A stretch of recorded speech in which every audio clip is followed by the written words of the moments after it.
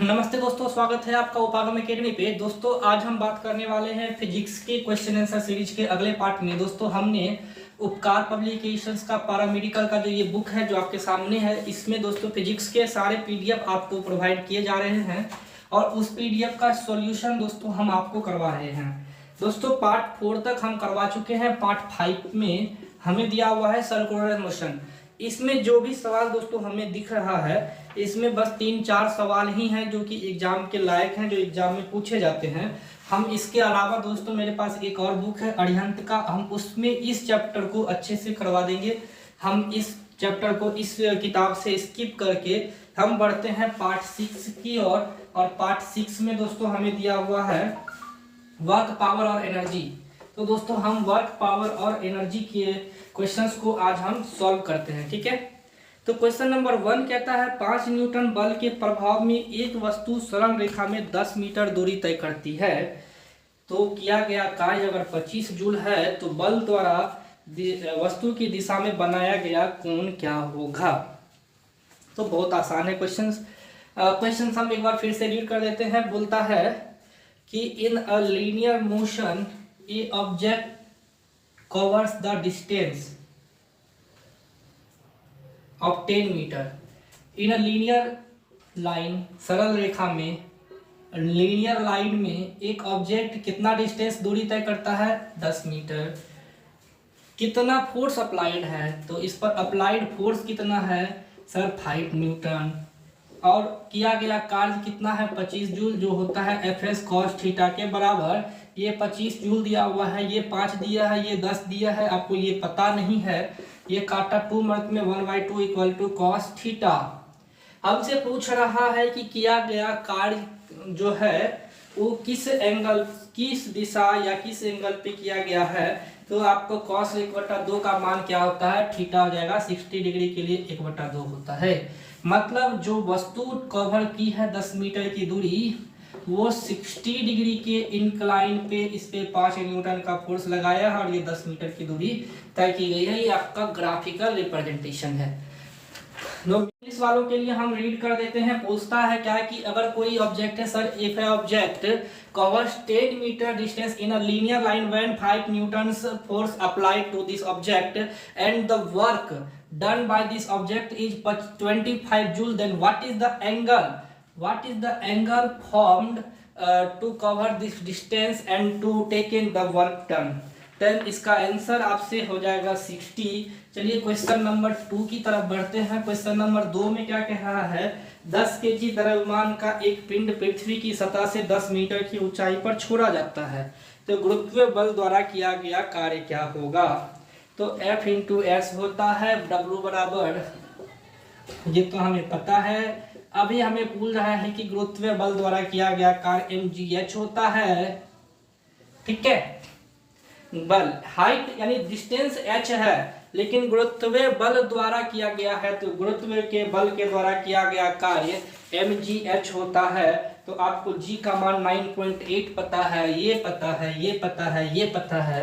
तो आप इसका मान पुट कर दोगे तो आपको, सॉरी ये है f क्यों आ जाएगा? ये f ही तो mg है, हम भी तो आपको m पता है, g पता है, h पता है। क्या क्या दिया हुआ है mgh में? mgh में दोस्तों आपको दिया हुआ है 10, 10 और 9.8। 10 गुना 9.8 गुना 10, 100 पॉइंट कट गया तो 980 जूल। 980 जूल आपका एक्चुअल आंसर हो जाएगा। पूछा जाता है कि प्लस और माइनस दोनों दिया हुआ है दोस्तों, प्लस और माइनस दोनों दिया गया है। आंसर क्या होगा? कहता है ऊंचाई से छोड़ा जाता है। तो सर अगर कभी किसी ऑब्जेक्ट को पृथ्वी की सतह की ओर चला जाएगा तो नीचे की ओर g पॉजिटिव होता है, ऊपर की ओर g निगेटिव होता है। नीचे की ओर छोड़ा गया है, इसीलिए आंसर पॉजिटिव में होगा। क्वेश्चन नंबर 2 एक बार रीड कर देते हैं ताकि आपको समझ में आ जाए। कहा जा रहा है क्या दोस्तों? पूछा जा रहा है कि 10 kg मास का एक ऑब्जेक्ट है जिसको कि 10 मीटर के हाइट से नीचे की ओर छोड़ा जाता है। Object falling from 10 metre height, falling from 10 metre height, weighing of 10 kg, then what is the work done by this object, तो वर्क डन हो जाएगा 980। प्लस में क्यों होगा, क्योंकि नीचे की ओर जी पॉजिटिव होता है। क्वेश्चन नंबर 3 की ओर आते हैं। क्वेश्चन नंबर 3 में क्या कह रहा है, विराम में 15 केजी की वस्तु पर 5 न्यूटन का बल लगाया जाता है। वस्तु की गति के प्रथम सेकंड में हमसे क्या पूछा जा रहा है, किया गया कार्य क्या होगा। ये समझने वाला क्वेश्चन है दोस्तों। क्वेश्चंस टफ नहीं है, क्वेश्चंस आसान ही है।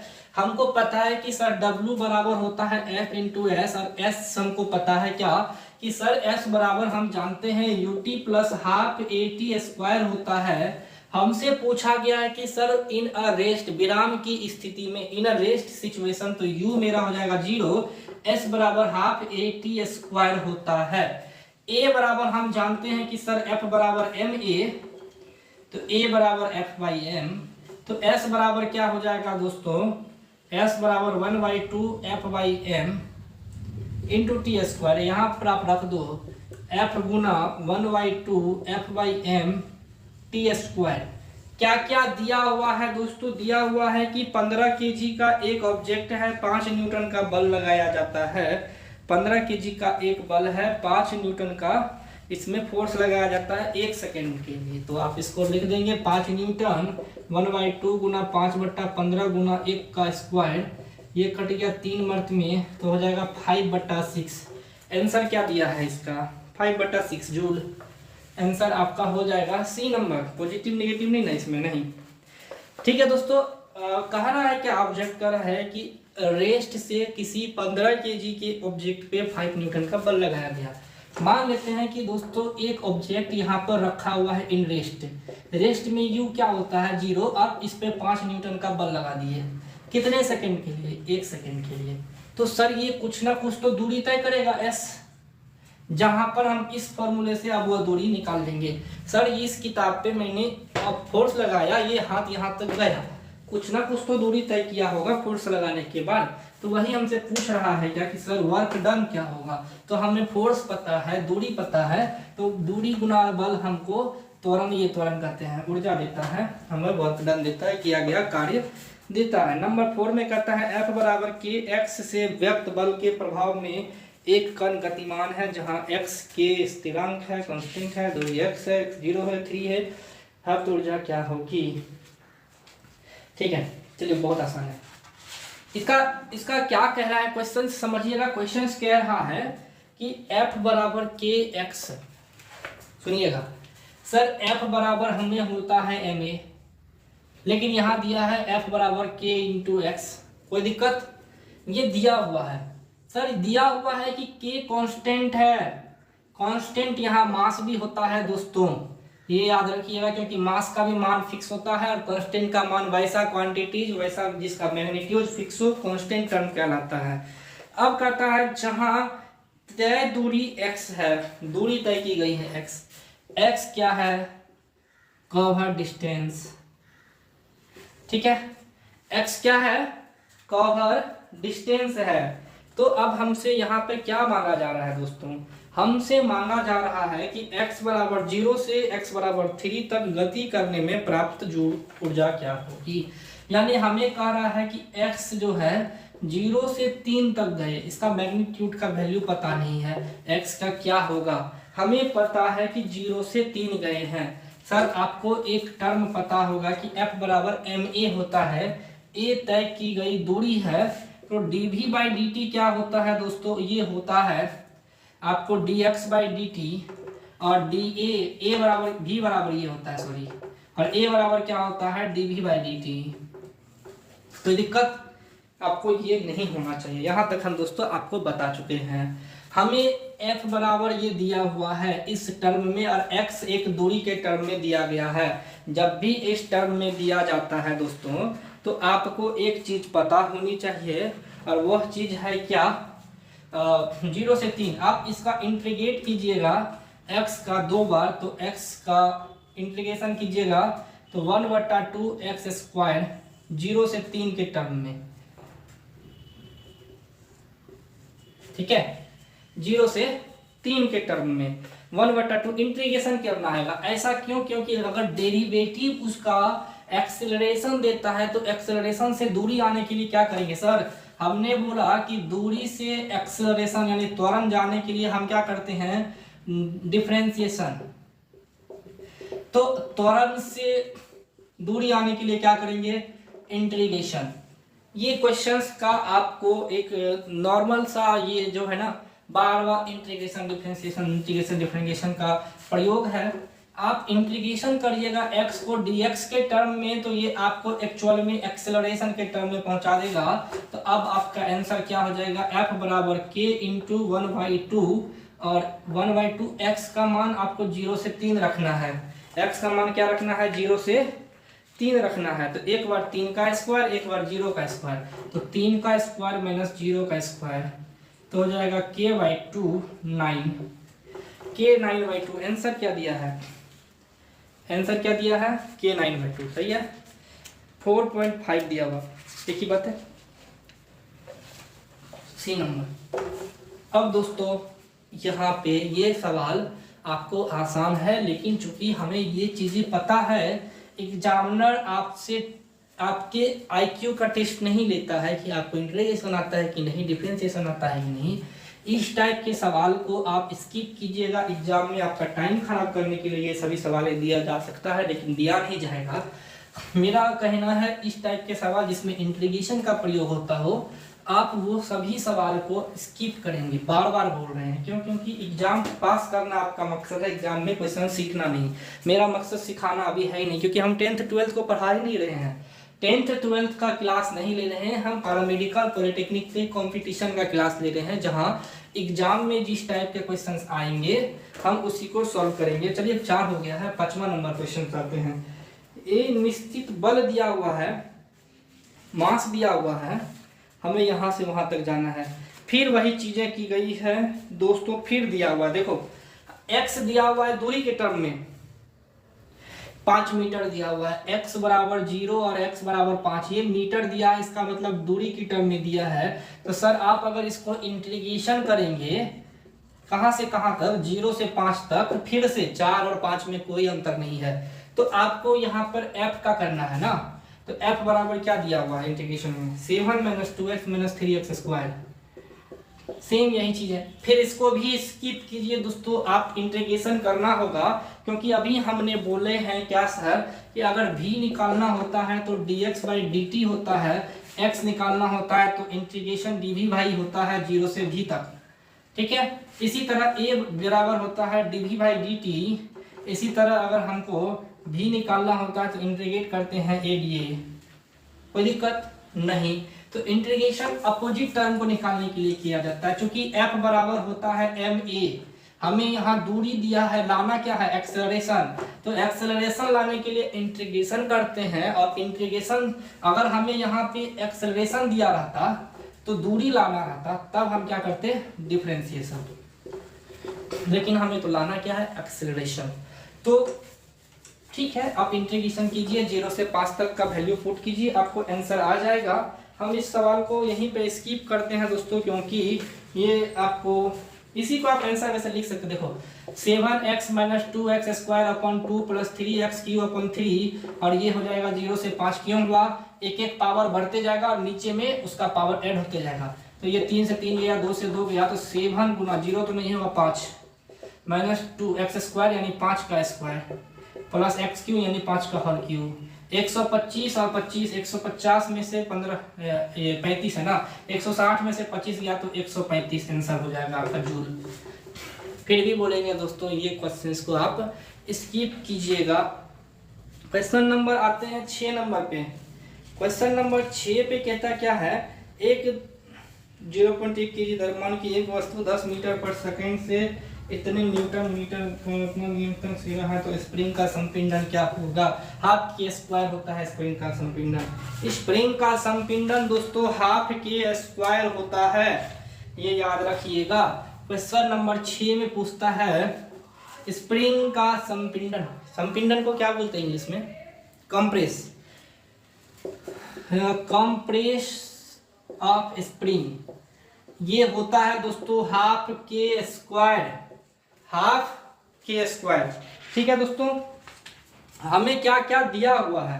हमें दिया हुआ है दोस्तों कि एक वस्तु है इतना वेग से गिरा है। तो दोस्तों जब भी किसी स्प्रिंग को आप दबाते हैं तो वो पोटेंशियल एनर्जी से हमने इसे पुश किया और ये नीचे दबा फिर जैसे ही छोड़ा तो इसका कंप्रेशन हुआ जिसको के बोला जाता है, और इसमें जो एनर्जी चेंज होता है वो होता है काइनेटिक एनर्जी।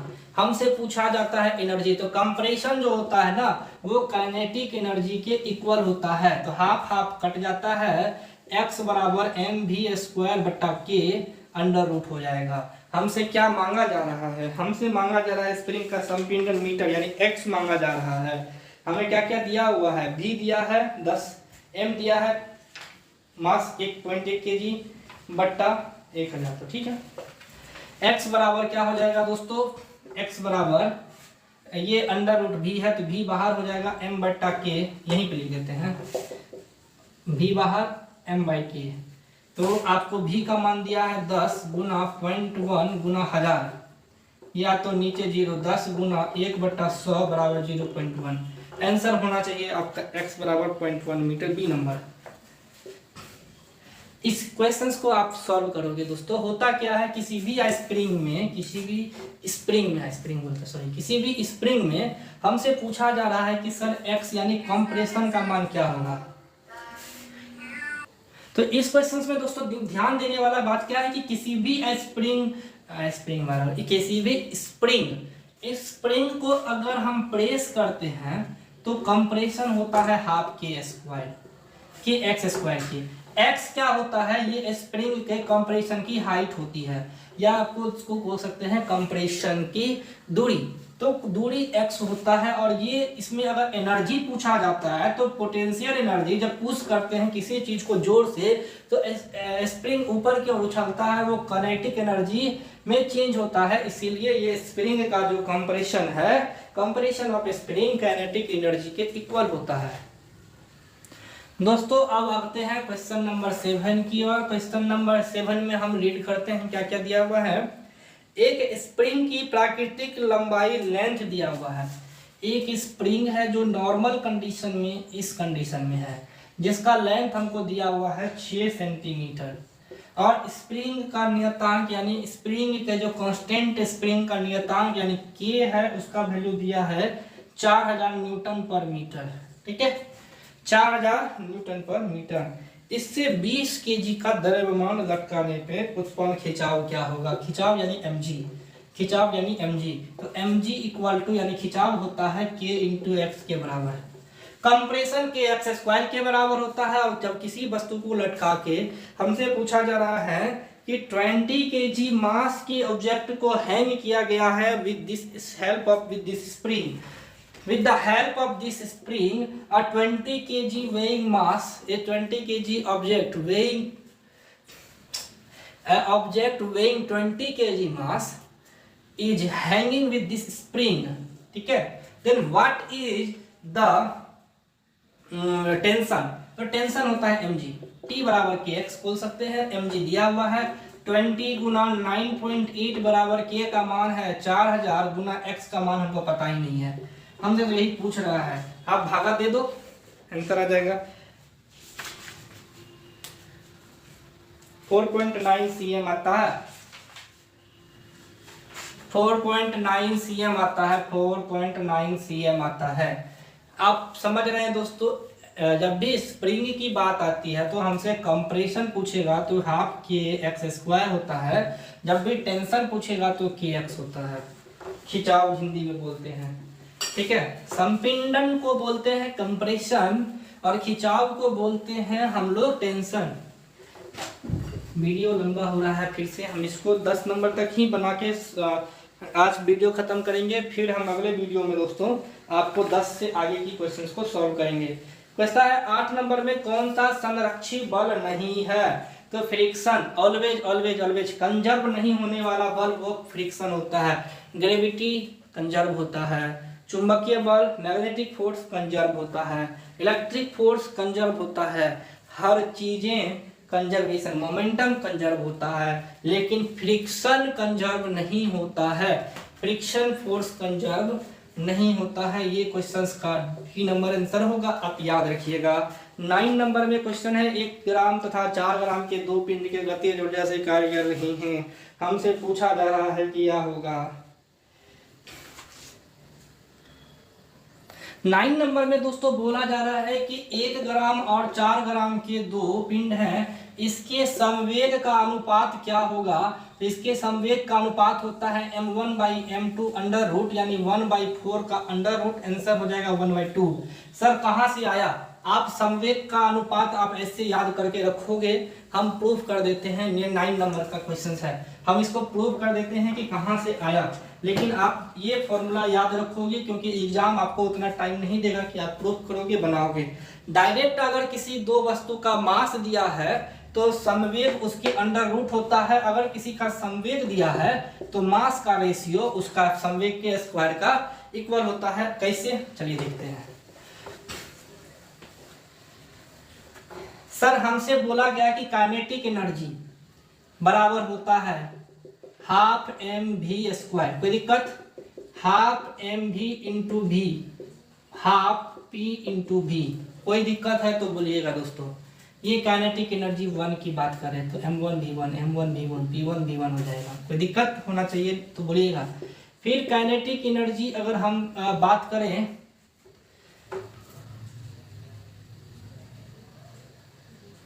अब हम एक में चेंजेस करते हैं दोस्तों, हम अपने मन से m1 और m1 से भागा और गुना दोनों करते हैं ताकि हमको यहाँ पर कुछ निकल जाए रिजल्ट। तो ये रिजल्ट होता है हाफ p1 का स्क्वायर अपॉन m1, क्योंकि ये भी तो p1 होगा, v1 m1 इक्वल होगा p1 के, बोलो होगा कि नहीं होगा। अरे सर p होता है संवेग, संवेग का फॉर्मूला होता है मास इंटू वेलोसिटी, यहाँ से हमने ये रिजल्ट निकाल लिया।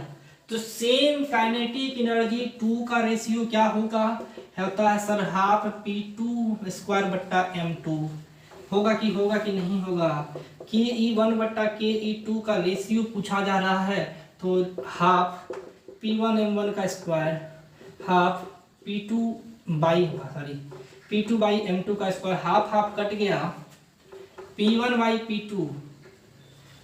हमसे पूछा क्या जा रहा है, रुकने दीजिए, हमसे पूछा जा रहा है p1/p2, ठीक है। तो डायरेक्ट ये हो जाएगा इक्वल टू m1/m2 इसका स्क्वायर, तो p1/p2 बराबर m1/m2 अंडर रूट। यहाँ अपोजिट काइनेटिक एनर्जी तो नहीं पूछ रहा है, नहीं सही है, तो ये यहाँ से आता है। आपको ये डायरेक्ट रिजल्ट याद रखना होगा दोस्तों। चलिए हम आज के वीडियो में दोस्तों इतना ही रखते हैं, अगले वीडियो में 10 से लेके 15 तक के सवालों को सॉल्व करेंगे, क्योंकि उसको वीडियो लंबा हो जाने के बाद इसको अपलोड करने में थोड़ा प्रॉब्लम होता है, इसीलिए हम इसे थोड़ा छोटा छोटा करके बना रहे हैं ताकि हम जल्दी से जल्दी आपका सिलेबस कवर कर पाएँ। हम आपको इसमें जितने भी फिजिक्स के क्वेश्चन हैं, केमिस्ट्री के क्वेश्चन हैं, बायो के क्वेश्चन हैं, 15 जून मेरा टारगेट है। हम अभी मॉडर्न हिस्ट्री शुरू नहीं किए हैं, जून के 15 तारीख तक में आपका मॉडर्न हिस्ट्री भी समाप्त कर दिया जाएगा। आप निश्चिंत रहें, आपका सिलेबस खत्म किया जाएगा।